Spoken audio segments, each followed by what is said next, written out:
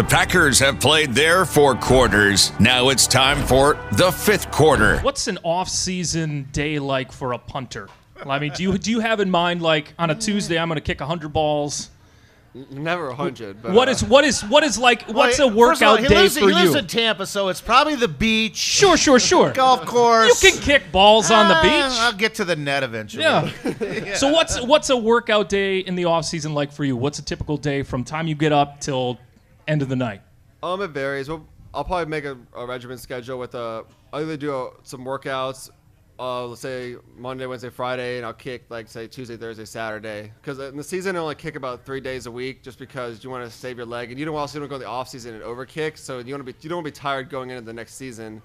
So I mean, I usually kick about 3 to 4 times a week, depending on certain conditions and other things, But you say you don't kick 100 balls a day. How many a day do you focus on? Is it just a feeling where things are in rhythm, or do you have a set number? Just get your leg.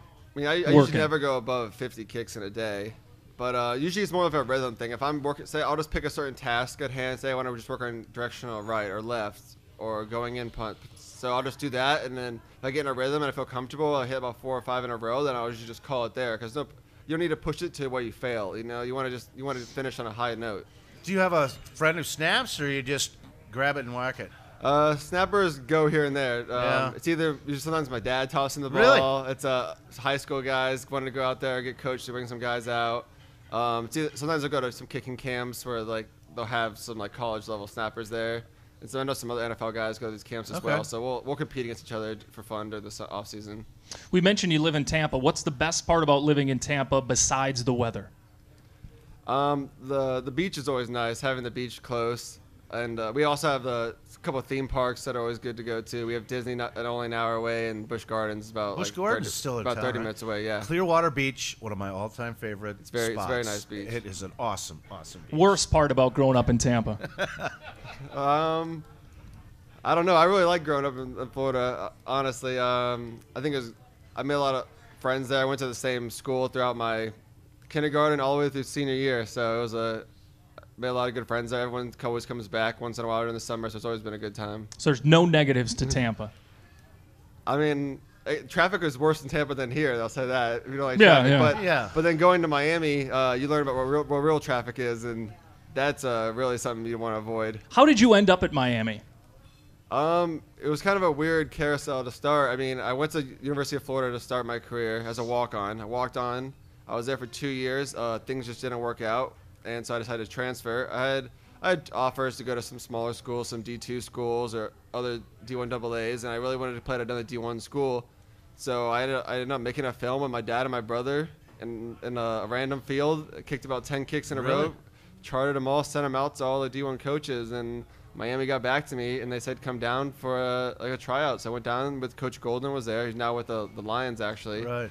And he saw what I did, and he goes, we want to give you a chance, and if you're the starter by the end of the year, we'll give you a scholarship. And that's how it went. So you competed the rest of that summer or spring with a couple of guys? Yeah, so I'd go in there. I had to win the spot, and then I had to do enough where they'd give me a scholarship, not sign another kid. So I got a scholarship, and I had to even take out loans to go to Miami. It's not a cheap school to go to. It's $60,000 a year just for 1 year. Yeah, so it was basically a do-or-die moment in my football career. Right? Yeah. Wow. No question about it. All right. What did you learn about just being a professional when you're lockering next to a guy who I think is a real professional in Mason Crosby? Yeah, I think having Mason and then Brett most of the year. Yeah, true, Brett. It definitely really helped me out because those guys are very better. To do what they do is honestly like it's a dream of any player to play. I think Brett's played almost 10. Mason's played almost 11th or 12th. Yeah. So that's really like a great goal for anyone. And they really showed me how well they stay focused. Because like you think 12 seasons in they'd slack off, or they don't. They have a full regimen they go through. They'll condition themselves certain days inside. So I just kind of joined in now and kind of bought into their system, and it's really helped me stay on focus and stay on track. Nice. So as an undrafted free agent, why'd you choose Green Bay? What were some of the other teams that were interested in you? I had about 4 or 5 calls coming out of the draft. Kansas City, Philadelphia, Miami, Indianapolis for some. But I saw the opportunity. I knew the punter had some problems. I think he had an injury at the time. Yeah, he did. And I knew that with I could beat out anyone who had who had an injury, so I wasn't worried about with that. So Gee, I hope so, Justin. Yeah, Hey, the guy's got one leg. I'll take his job. Yeah, okay. That'll work. I mean, This is a piece of... you obviously had to weigh a lot of things because some other guys have veterans that they've signed for big term deals. So you don't want to go there because you're not gonna it's hard to beat out a guy who has $1 million vested into him versus another 1-year deal guy. Yeah, you're not going to beat out Shane Leckler, for instance, or somebody like that. And he was I think Kansas City had contacted me too, and they have one of the Colquitt brothers, and they're making like a couple $1 million a year, so they're not really looking to get rid of him yet. So it's just you need to find their situation. I think same thing as Miami. Miami was the right situation, an opportunity presented itself, so I just stepped in and took the shot. And same with Green Bay. I think it was another good opportunity. Just came up and took a shot. Were you leaning maybe a little bit towards the Dolphins just because you're a Florida kid, you were so close, or how close were they in the running? No, I mean, Green Bay showed a lot of interest right before the draft. I never talked to them before draft day, but they called me during the draft day and they told me a lot of stuff. So I really bought into Green Bay after that. And then when it came down in the end, I wasn't really worried about any like free agent signing money. I really wanted just a chance the best opportunity to play. I'm sure you were disappointed you didn't get drafted. But in a sense, you get to decide. Yeah, I mean, it's obviously like not like a dream, but kind of like a fantasy. Yeah. Everyone wants to get drafted, name on the board, like that kind of situation. But I mean, yeah, getting to pick my own team was always interesting, getting the choice. And obviously now that I'm a free agent, my contract's out 1 year earlier, so if I can keep doing well, it worked out better in the long run. I think it will. All right, we got to take another break. When we come back, we'll wrap things up with Justin Vogel and then dive into all of the off-season moves that are coming for the green and gold. Fifth quarter returns right after this timeout. All right, welcome back, everybody. Boy, I can't believe we're wrapping up the season tonight a little earlier than usual after the Packers finished at 7-9. Rookie punter Justin Vogel with us for just a couple of more minutes. Justin, it was great to have you on board. I want to say hello to Alex over there. Thanks for coming over with you. That's nice. How long are you sticking in town? I'll be here about another week or so, then I'm heading home. You got to wait till it gets above 20, right? Before you can, yeah. This is ridiculous, the snap we're on. Holy cow. It's been very cold for a week. It's been very, very, very cold. That is for sure. See what he got left. Who is your favorite athlete growing up? Well, I always looked at my dad as well. My dad played college ball in the NFL as a middle linebacker for about 3 years. He played for the Bucks and the Oilers, bounced around. So I always looked up to him as an athlete. But it was funny because he never really forced football onto me. You think that like a guy like that would want to push. He always kind of he almost pushed me away from the sport because he knew like how dangerous it could be. But once it became like more of took the punting route, he was way back into it. CTE is not an issue for punters, hopefully. We hope not. Hope not. Right. No kidding. What's your first football memory? I remember I played tight end for a Pee-wee team called the Citrus Park Bills, and I remember scoring our first touchdown. That was probably like the first like real football memory I have. I don't remember how old I was. Probably 10 years old, maybe. If you weren't in the NFL, if you weren't a punter professionally, what do you think you'd be doing? What career path would you have taken? I think I'd be going into nursing school right now or some kind of PA school. I have my degree in health science, and I've actually this whole season I've been getting my master's online. Nice. I was ready in a year and a half when I came to the NFL. So I was in a weird situation where do I just stop it completely or do I just stick it out? I'm like, I'd be upset if I got cut and I just quit my master's as well. So you stayed online with the courses all? Yeah, so I have one class left and I'll graduate in May 10th. Yeah, good for you. Good for you. Look at the big brain on Justin. Yeah, Attaboy. So what is maybe one or two things that Packers fans would be surprised to learn about you, like specific hobby or something like that? So one hobby I do a lot is I do a lot of spearfishing in Florida. One of my buddies introduced me to it, and ever since then we've been going out all the time in Florida to the Keys, and we do a lot of spearfishing. It's always a fun time going out there, and we see sharks and stuff. People in Wisconsin are always asking about that, seeing sharks, and are you afraid of them and stuff. Like, we're not really afraid of sharks that much down in Florida. You ever had to run away from gators? Gators are here and there, but they don't really bother you. You know, spearing down there is nothing like spearing up here. Yeah, you know what spearfishing is up here. I wouldn't go swimming up here. No, yeah. What's your biggest catch? We've caught about some 30-pound 40-pound groupers before. those kind of things. And the other thing I did too is I was actually a very good volleyball player coming out of high school. I had D1 offers to play volleyball. Wow. I went to USA selected me as a beach volleyball representative under 18s, and I went to Russia to play the Russians. There was me and 6 other guys, and we played 6 Russians in beach volleyball. Fun. That's awesome. That is awesome. Did you meet Putin? I did not meet anyone No? like that. No, but No? No, but we got the whole tour of all the mosque and all their Red Square, Red Square, all their buildings and stuff. So it was a pretty cool experience. Way different than America, I'll tell you that. Yeah. You smuggle any vodka back with you for the? No, but it's all around over there. Yeah. It's easy to get, that's for sure. Everyone can get it. Justin, it's been a pleasure having you on board. Guest of the fifth quarter, receive a gift certificate from our friends at Diamonds and Gold, one of the fine jewelers in town. You'll find them over on Central Drive in Alloway, and just might as well give it right to Alex right before you go. Have a great off season. You had a fantastic rookie season. Stay well, and we'll see you this summer. All right, thanks for having me. Ladies and gentlemen, Justin Vogel, our guest tonight. Thanks, Justin. Appreciate it. We got a few things to get to today. Justin, like all the rest of the guys, were clearing out their lockers, and that's always a tough day. And, I was over there bright and early this morning, and I want to get to a conversation I had with one of the veteran players, and as we talk about really what was a big day today, not only with Ted, but the defensive coaching staff. Dom Capers out, Mike Turkovac, and again, Scott McCurley let go, the inside linebackers coach and the defensive line coach. And I visited with Clinton Dix and got some of his thoughts on not only the demise of Dom, but also some interesting things he had to say about the general manager change and the personnel on this Packer team. Let's listen to What I think about Dom, I'm definitely going to miss him.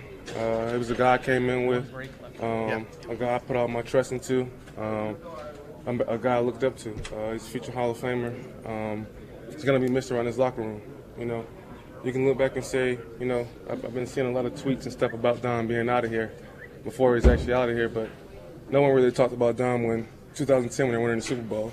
You said it was a top 5 defense, but they had a lot of caliber, players on their team. We didn't really talk about him in 2014, 2015. I don't think it was Dom. You ask me. I think it was the guys that were around him, the talent he had, what we had to put on the field and what we had to work with. So when you look at numbers, you can't just look at Dom. Dom has a job to make calls, and we have to go out there and perfect it. And when things don't get done, things get glorified a lot. And I think that's what it was coming to. Unfortunately, like I said, I'm gonna miss Dom a lot, but I got to put my first foot forward and keep it moving. This is a draft-to-develop team, and you've got so many kids playing early. When it gets late in the season, injuries hit. You're leaning on kids to win big games and get you into playoffs. I think that's exactly what it is. We go from our starters to basically free agent players. Sometimes that can hurt us, as we've seen through the years that I've been here. Is that we don't have the guys behind us like we had Jared Bush when I was here as a rookie. You don't have the Micah Hydes that can step in. You don't have the Chris Benjos or the Sean Richardsons that can step in and be held accountable. And I think that's the biggest thing we're missing. Interesting. He's right. Last 2 years, NFC title game in Atlanta. This year, down the stretch, you're playing, not to take anything away from these guys, but Jermaine Whitehead, Marwood Underwood, Lindsey Pipkins. These are your frontline defensive backs against Matt Ryan in Atlanta and Matthew Stafford in Detroit and Cam Newton in Carolina. Yeah, injuries happen for every team. Everybody knows that. But when you start to lose 1 guy, 2 guys, 3 guys, 4 guys, and you really start stretching that depth, it gets tough. I mean, you can't say then it's not the defense coordinator's fault. It all ultimately falls on that individual, but the other coaches getting their players ready, developing them in the system. It is crucial who you draft from year to year and find the right guys to fit systems. Yeah, I suppose, but by the numbers, here's where the Packer defense finished in 2017. 22nd in total yards per game, 25th in yards per play, 17th in rushing yards per game. Hey, 8th in yards per attempt. I mean, they were pretty good against the run most of the season.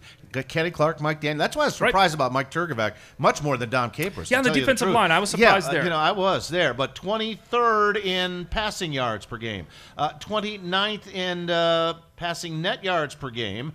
Let's see, 19th in net yards per pass play. Where are we at? Sacks per pass play, actually 10th, which is better than I would have expected. But they were 28th in first downs allowed per game, 28th in third down efficiency, 31st in fourth down efficiency, 29th in points per game.